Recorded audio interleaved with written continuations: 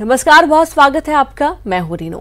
छत्तीसगढ़ में कोरोना संक्रमण में इजाफा जारी। मंगलवार को 15 नए कोरोना मरीजों की पहचान हुई है।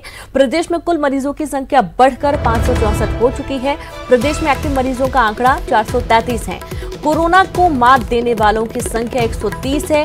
राज्य में अब तक आधिकारिक रूप से एक की कोरोना से मौत की पुष्टि हुई है। और ज्यादा जानकारी के साथ संवाददाता अवधेश जुड़ गए। अवधेश, लगातार मामलों में इजाफा हो रहा है, लेकिन देखा जा रहा है कि जो मामले बढ़ रहे हैं उनमें रिकवरी रेट भी बढ़ा है।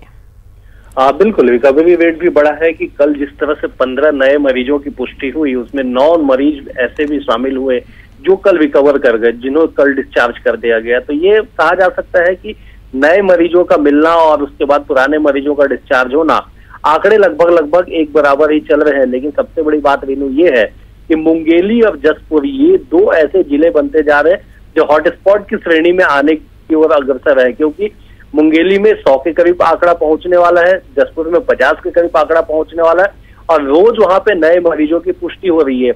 ये हालात चिंताजनक है कि केवल जसपुर और मुंगेली नहीं, प्रदेश के अन्य भी जिलों में जो 28 में से जो 23 जिलों तक कोरोना का संक्रमण फैल चुका है, अन्य जिलों से भी लगातार मरीजों के आने से कलर जोन में भी कल भारी इजाफा हुआ कि महज 3 जिले जो रेड जोन में थे वो बढ़ के अब 16 जिले तक शामिल कर लिए गए। जहां 4 विकासखंड रेड जोन में थे, अब वो बढ़ा के 23 विकासखंडों को रेड जोन में शामिल कर लिया गया।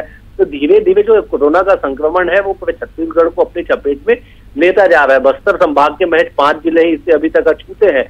लेकिन सवाल ये भी है कि जिस तेजी से इंतजाम के दावे किए गए थे, जो धरातल में तमाम इंतजाम की बातें कही गई थी, उन तमाम इंतजामों पे कोरोना का जो कहर है, जो संक्रमण है, वो भारी पड़ता नजर आ रहा है। सबसे बड़ा सवाल यह है रीनू कि इस पे लगाम कब लगेगी, ये चेन कब टूटेगी, एक बड़ी चुनौती अब बन चुकी है। अवधेश, एक चीज और समझ में आ रही है, पिछले कुछ दिनों से भी कहा जाने लगा है कि कोरोना फैलेगा, ये रुकेगा नहीं, ये फैलेगा। अब जरूरत यह है कि आप खुद जागरूक रहें, अपना एहतियात बरतें, अपनी स्वच्छता, अपनी सतर्कता खुद के हाथों में है। अब बिल्कुल, देखिए जिस तरह से अनलॉक 1 की शुरुआत हो गई 1 जून से, बाजारों में भीड़ उमड़ने लगी। छत्तीसगढ़ में सप्ताह में 6 दिन सभी दुकानें, सभी बाजार खुलने लगे हैं। ऐसे में जैसे जैसे बाजारों में भीड़ बढ़ते जा रही है, वैसे वैसे संक्रमण का खतरा भी बढ़ता जा रहा है। रोज नए नए क्षेत्रों से नए मरीज सामने आते जा रहे हैं। ऐसे में खुद की सतर्कता, खुद का बचाव ही एक बड़ा हथियार बना हुआ है, क्योंकि बाजारों में भीड़ के बाद अब सरकारी इंतजाम केवल उन केंद्रों तक है जहां पे मरीजों को पहुंचाया जा सके, या पॉजिटिव आने के बाद जहां पे उनको एडमिट किया जा सके, या फिर क्वारंटाइन सेंटरों में। लेकिन बाजारों में जिस तरह से प्रशासन की मुस्तैदी और प्रशासन की चुस्ती पहले दिखाई पड़ती थी, अब वो कहीं दिखाई नहीं पड़ रही है।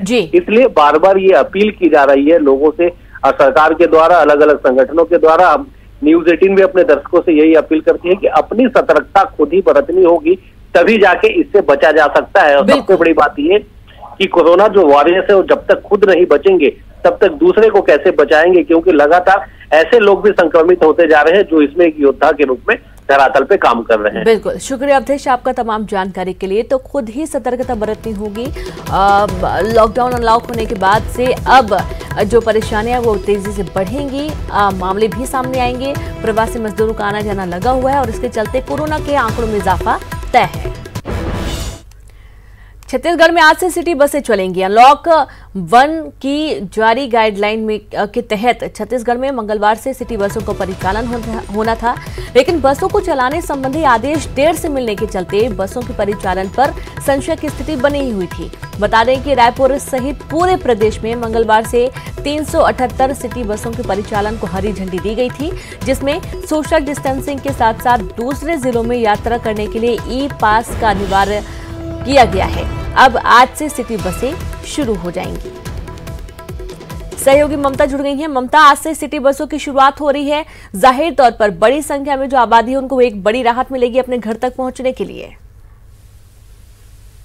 बिल्कुल, देखिए जब शहर में ऑटो की शुरुआत हुई, ऑटो और टैक्सी को अनुमति मिली, उसके बाद लोगों की उम्मीद ये भी थी कि सिटी बसें शुरू कर दी जाए, क्योंकि राजधानी रायपुर के में तो ठीक है, आप शहर के बीच में ऑटो ले सकते हैं, लेकिन अगर जो शहर से जुड़े हुए इलाके हैं वहाँ से लोगों को काफ़ी दिक्कतें होती थी। तो अब जब सिटी बसें शुरू हो गई, आज से शुरू हो रही, तो काफ़ी राहत होगी। वैसे शुरू तो कल से हो जाना था, लेकिन आदेश नहीं आया था, आदेश नहीं मिला था करके शुरू नहीं हो पाया। लेकिन आज तमाम जो ड्राइवर्स हैं और कंडक्टर हैं उनको कहा गया था कि समय पर पहुंच जाएं, और एक बड़ी राहत इसको देखा जा सकता है। लेकिन सिटी बसों में भी जो लोग सवारी करेंगे उन्हें भी तमाम तरह के जो एहतियात है वो बरतने पड़ेंगे, जैसे कि मास्क लगाना ज़रूरी होगा और खुद को सैनिटाइज करना ज़रूरी होगा। इसी तरह से जो ड्राइवर कंडक्टर हैं उन्हें भी मास्क पहनना ज़रूरी होगा, और साथ ही आरोग्य सेतु ऐप के लिए भी कहा गया है। और दूसरी बात यह है कि अगर हम बात करें तो सोशल डिस्टेंसिंग का पालन करने के लिए भी कहा गया है। तो देखना ये होगा कि सिटिंग अरेंजमेंट किस तरह से रखा जाता है। हालांकि जिस तरीके से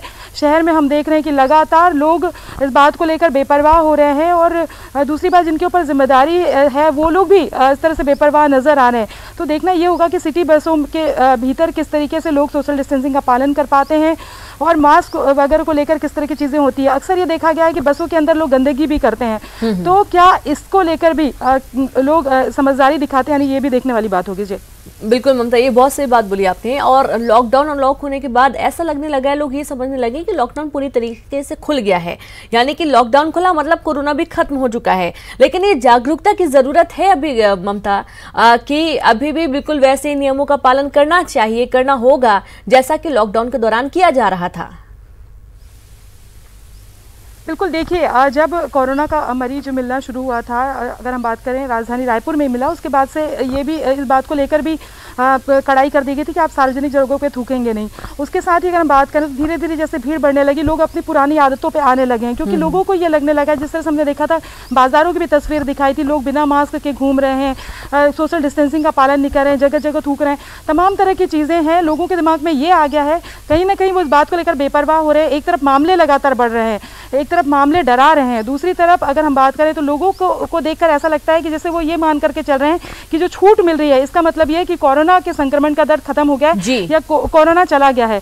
लेकिन इस बात को लेकर खोल के ये सोचने की जरूरत है लोगों को कि लोगों की असुविधा को देखते हुए, क्योंकि लंबे समय तक लोगों को बंद नहीं रखा जा सकता, इसलिए उन्हें ये छूट दी गई है। लेकिन सोशल डिस्टेंसिंग का पालन करना चाहिए, और इसके साथ ही खुद को भी, न केवल दूसरे को बल्कि खुद को भी, जो विशेषज्ञ कहते हैं कि आशंका लेके चलना चाहिए कि मैं भी कोरोना पॉजिटिव हो सकता हूं। कि इस बीमारी के साथ दिक्कत यह है कि आपको पता नहीं चलता कि कौन कब कहां पे संक्रमित हो जाए। बिल्कुल, ये बहुत अच्छी बात की आपने ममता को, आप कब कौन कहां संक्रमित हो जाए, इसलिए प्रत्येक व्यक्ति को आप समझ के चलिए कि कोरोना किसी को भी हो सकता है। सोशल डिस्टेंसिंग अनिवार्य है, मास्क लगाना अनिवार्य है, और खुली जगहों पर थूके ना, बिल्कुल भी ना थूके, इस तरीके से तमाम गाइडलाइंस उनका पालन करना भी जरूरी है। बहुत बहुत शुक्रिया ममता आपका तमाम जानकारी के लिए।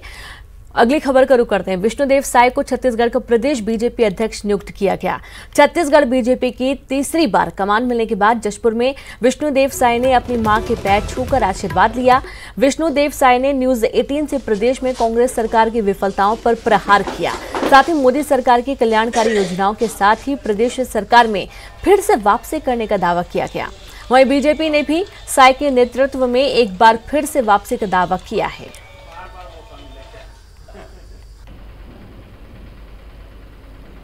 आज जो कांग्रेस पूरे देश में सिमटते जा रही है, और जहां मैं छत्तीसगढ़ कांग्रेस सरकार की बात करूं तो ये सरकार भी पूरी तरह से 1.5 साल में फेल हुई है। इसका भी लाभ भारतीय जनता पार्टी को आने वाले समय में मिलने वाला है, और यही सब बात होगा हम लोग को आने वाले विधानसभा चुनाव में सरकार में। मतलब मुख्यमंत्री भूपेश बघेल ने भारतीय जनता पार्टी के प्रदेश अध्यक्ष के रूप में चुने जाने पर पूर्व केंद्रीय मंत्री और छत्तीसगढ़ भाजपा के नेता विष्णुदेव साय को बधाई दी है। बधाई देते हुए सीएम भूपेश बघेल ने कहा कि आशा करता हूं कि आपके नेतृत्व में छत्तीसगढ़ बीजेपी सकारात्मक विपक्ष की भूमिका निभाएगी।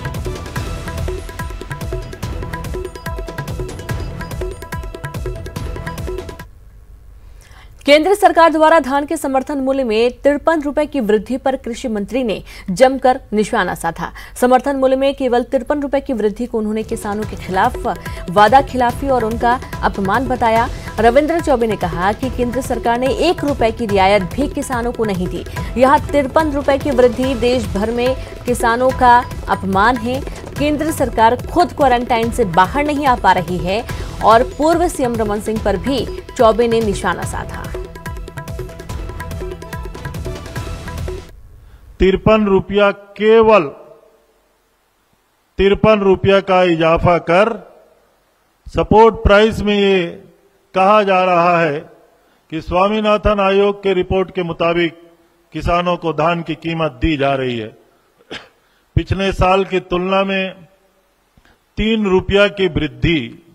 आखिर 3 रुपया होता क्या है? घर में बुजुर्गों की बहुत इज्जत होती है। डॉक्टर रमन सिंह जी बुजुर्ग हो चुके हैं, उनका हम बहुत सम्मान करते हैं, लेकिन आप लोगों को मालूम है जो बुजुर्ग हो जाता है वो कई बातों को विस्मृत कर देते हैं, भूल जाते हैं। कभी उनसे पूछ लेना कि कई 100 रुपया और 300 रुपया की घोषणा मुख्यमंत्री रहते क्या उन्होंने ही की थी? और लगातार 15 साल हुकूमत में रहने के बाद उन्होंने किसानों को धोखा क्यों दिया? ये प्रश्न का उत्तर वो कर दे तो मैं कभी भी उनके प्रश्नों को उत्तर दे दूंगा। मैं पूछना चाहता हूं रविंद्र चौबे जी से, आपने 2500 रुपए में धान खरीदी की घोषणा की, सरकार में आने के बाद में आपने 1800 रुपए में धान खरीदा। आपकी घोषणा की जो राशि है वो किसानों की उधारी की राशि है, और ये राशि भी एक मुश्त आप दे नहीं रहे हैं, तो किसानों के साथ अन्याय किसने किया? और उसी उधारी जो किसान के आप कर्जदार हैं, ये सरकार, क्योंकि आपने घोषणा किया, किसान ने नहीं मांगा था, और घोषणा करने के बाद उसी उधारी की राशि को 4 किस्त में पटा रहे हो, इसको न्याय योजना बोल रहे हो। यही आपकी न्याय योजना है। कोंडागांव के फरसगांव में एक व्यक्ति की जगदलपुर के एमपीएम अस्पताल में उपचार के दौरान मौत हो गई थी। बाद में पता चला कि उसी अस्पताल में उपचार करा रही एक महिला कोरोना संक्रमित है, जिसे ध्यान में रखते हुए कलेक्टर पुष्पेंद्र कुमार मीणा ने एहतियात के तौर पर फरसगांव नगर के वार्ड क्रमांक 1 व 2 को सील करवा दिया है और साथ ही मृतक के परिजनों और वार्ड वासियों को होम आइसोलेशन में रखा गया है।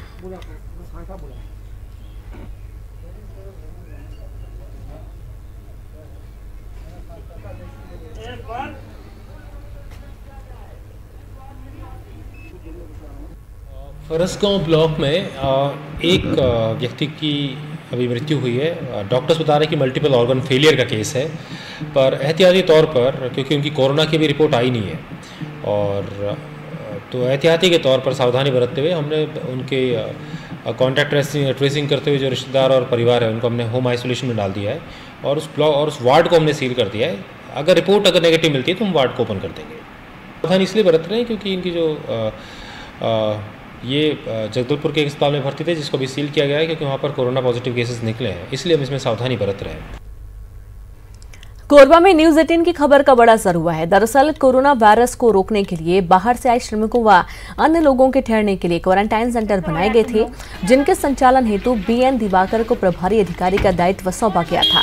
लेकिन अधिकारी ने लापरवाही करते हुए प्रवासी मजदूरों की कोरोना रिपोर्ट आने से पहले ही उन्हें घर भेज दिया। इस खबर को न्यूज 18 ने प्रमुखता से दिखाया था, जिस पर संज्ञान लेते हुए कलेक्टर ने आदेश जारी कर बीएन दिवाकर को निलंबित कर दिया।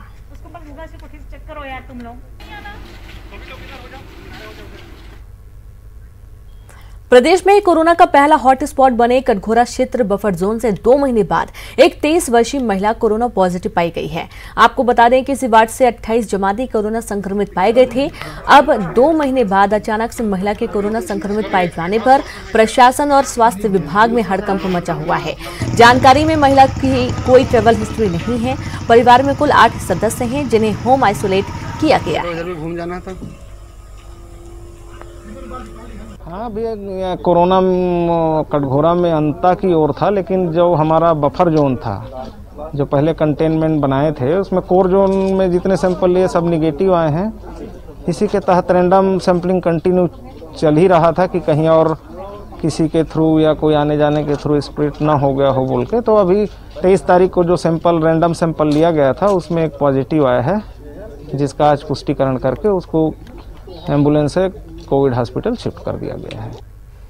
विश्व दुग्ध दिवस पर आकांक्षी जिले दंतेवाड़ा के क्वारंटाइन सेंटरों में रुके प्रवासी लोगों के इम्यूनिटी बढ़ाने के लिए पियो दूध बनो मजबूत कैंपेन की नीति आयोग ने सराहना की है। नीति आयोग ने क्वारंटाइन सेंटर की फोटो ट्वीट कर बताया कि आयुष मंत्रालय की गाइडलाइंस के अनुसार दंतेवाड़ा में प्रतिरोधक क्षमता बढ़ाने के लिए हल्दी मिला A2 गोल्डन मिल्क दिया गया। आपको बता दें कि कोरोना वायरस के संक्रमण से बचाव के लिए इम्यूनिटी बढ़ाने के लिए सलाह दी जा रही है और इसे देखते हुए दंतेवाड़ा जिले में कलेक्टर दीपक सोनी के मार्गदर्शन में सभी क्वारंटाइन सेंटरों में प्रतिरोधक क्षमता बढ़ाने वाले खाद्य पदार्थों, आयुर्वेदिक काढ़ा, हरी सब्जियों आदि का सेवन कराया जा रहा है।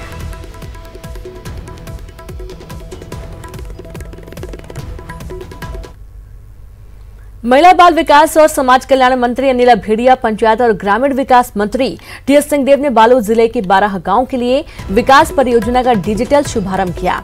एचडीएफसी बैंक की परिवर्तन परियोजना के तहत बैंक के वित्तीय सहयोग से वृत्ति संस्था द्वारा बालोद जिले के गुंडरदेही और बालोद विकासखंड के 12 गांव में समग्र विकास कार्यक्रम चलाए जाएंगे। परियोजना का मुख्य लक्ष्य चयनित गांवों में लघु और सीमांत किसानों को आर्थिक और सामाजिक विकास के लिए विभिन्न गतिविधियों का तकनीकी प्रशिक्षण देना। इसके अलावा वित्त और विभिन्न व्यावसायिक कंपनियों से संबंध स्थापित कर किसानों को सहयोग देना है।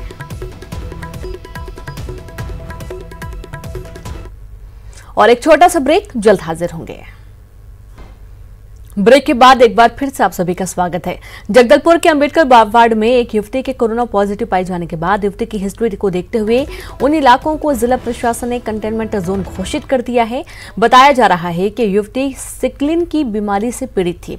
इस वजह से उसका इलाज जगदलपुर में चल रहा था और इस दौरान युवती शहर के एमपीएम अस्पताल भी गई थी। साथ ही उसने शहर के कुछ पैथोलॉजी सेंटर में टेस्ट भी कराया था। इन तमाम बातों को देखते हुए कई इलाके को सील कर दिया गया। युवती को रायपुर एम्स में भर्ती कराया गया है।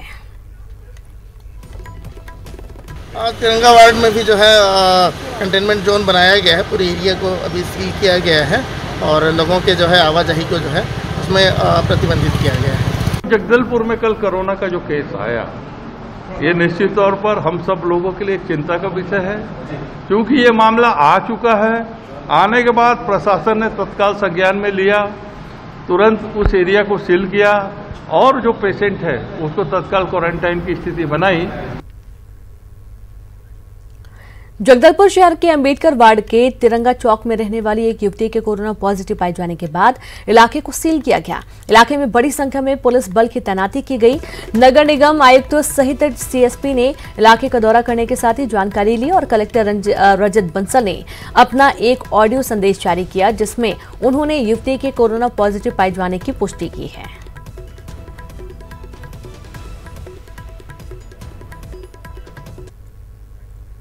बेमेतरा में साजा के तहसीलदार प्रफुल्ल रजक पर किसान के साथ थाना परिसर में मारपीट करने का आरोप लगा है।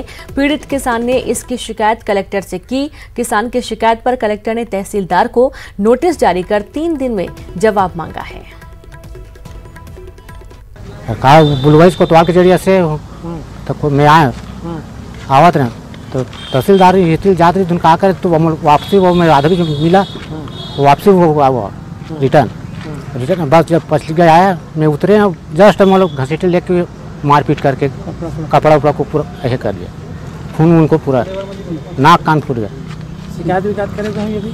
शिकायत का अभी बेमेतरा कीजिए। तहसीलदार के खिलाफ किसान ने मारपीट का आरोप लगा, सर इस पर क्या कर रहे हैं? तो जानकारी प्राप्त हुई है, शिकायत भी प्राप्त हुई है, तो अभी हमने शो कॉज नोटिस उनको जारी किया है और जवाब प्राप्त होने पर फिर उसकी विवेचना की जाएगी। यदि सिद्ध होता है कि ऐसा व्यवहार किया गया तो फिर कड़ी से कड़ी कार्रवाई।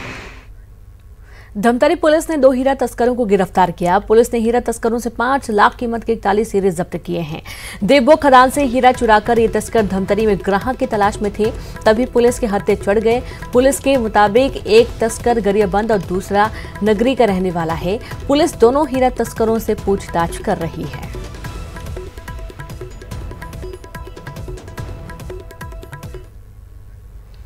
जवानों में बढ़ते मानसिक दबाव और निराशा को दूर करने के लिए डीजीपी डीएम अवस्थी ने पुलिस के आला अधिकारियों के साथ बैठक की और इस बैठक में पुलिस जवानों पर बढ़ते मानसिक दबाव को लेकर विचार विमर्श किया गया।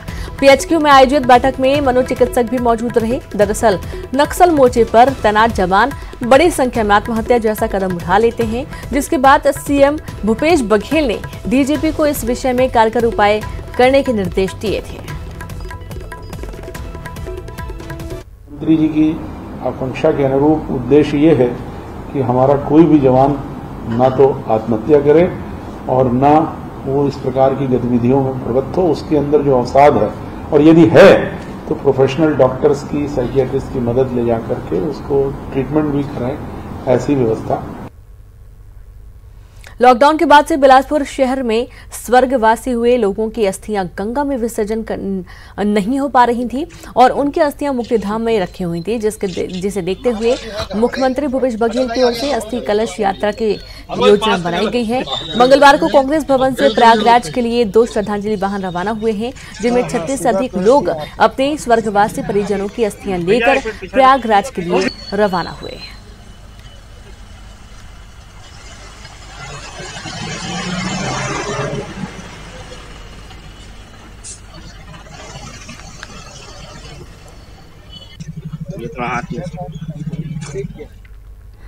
कोरबा के कटघोरा वन मंडल के पसान रेंज में 12 हाथियों के दल ने दस्तक दी है।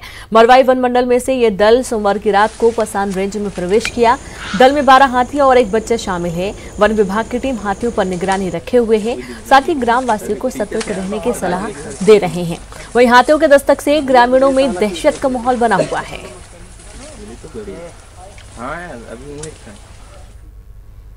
जांजगीर चांपा के केनपाली गांव में पुलिस ने जुआरियों के अड्डे पर छापा मारा। मौके से जुआ खेलते 7 जुआरियों को पकड़ा गया। बाकी जुआरी मौके पर अपना वाहन छोड़कर फरार हो गए। पुलिस ने जुआरियों के कब्जे से 1,06,000 रुपए नगद, 8 मोबाइल फोन और 10 बाइक जब्त की हैं। और इसी के साथ इस बुलेटिन में इतना ही। नमस्कार।